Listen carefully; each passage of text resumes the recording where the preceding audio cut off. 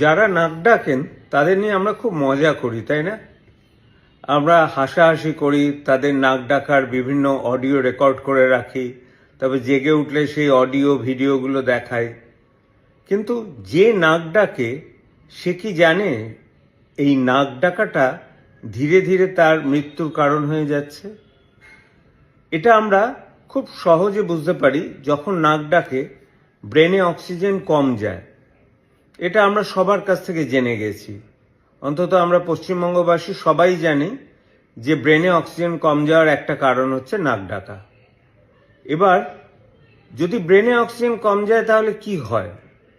ব্রেনের সার্কুলেশন কমে যায়, কিন্তু আমাদের একটা অটো রেগুলেশন আছে। ব্রেনের সার্কুলেশন কমলে তো হবে না, তখন অটোমেটিক্যালি ব্লাড প্রেশার বেড়ে যায় মানুষের শরীরের।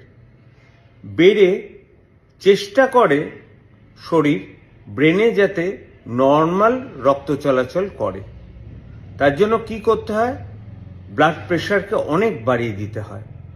সেই জন্য যাদের অসম্ভব নাক ডাকে রাত্রিবেলা ব্লাড প্রেশার বেড়ে যায় এবং অনেক সময় নাক ডাকার জন্য মাথার হেমারেজ হয়ে মানুষ মারা যায় মাঝরাতে।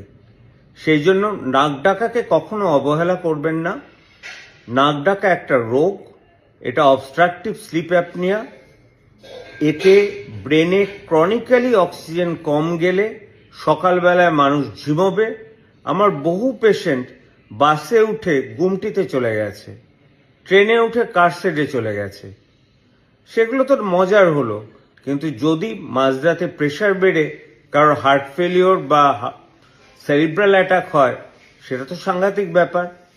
সুতরাং যদি ব্রেনে কারোর অক্সিজেন কম যায় তাহলে সিপ্যাপ মেশিন অর্থাৎ কন্টিনিউয়াস পজিটিভ এয়ারওয়ে প্রেশার, এই মেশিনটা ইউজ করবেন যাতে ব্রেনে ঠিকমতো অক্সিজেন যায়। ইএনটি দেখাবেন, নাক যদি ব্যাকা থাকে সোজা করবেন, তবেই আপনারা ভালো থাকবেন।